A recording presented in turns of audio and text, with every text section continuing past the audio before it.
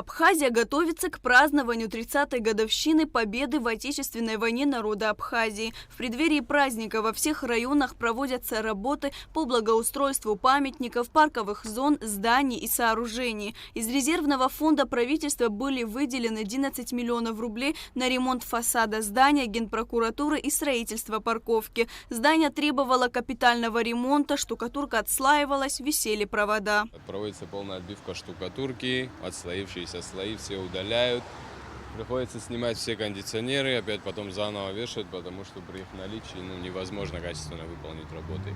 Декоративные элементы все будут восстанавливаться, реставрироваться, что возможно, что невозможно, значит будет заново переделываться все. Будет также подсветка этих декоративных элементов, что в ночное время создаст очень красивый вид.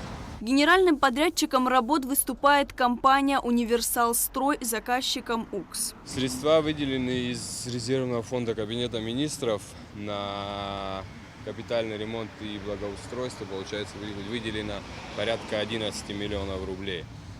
Работы планируют завершить к концу сентября. Стоит отметить, что в прошлом году здесь полностью заменили кровлю. А также были заменены ограждающие конструкции, все по периметру, балясины, бетонные тумбы, шпили, все было заменено.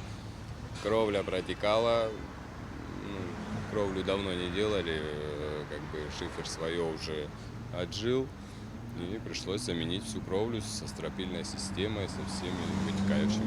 Также в рамках мероприятий по подготовке к празднованию 30-й годовщины Победы на здании Совмина появился баннер. Для установки баннера были приглашены альпинисты из Сочи. 30 сентября на площади Свободы пройдет военный парад, в котором будет задействована тяжелая техника и авиация. Лаура Капш, Алексей Гухава, Абхазское телевидение.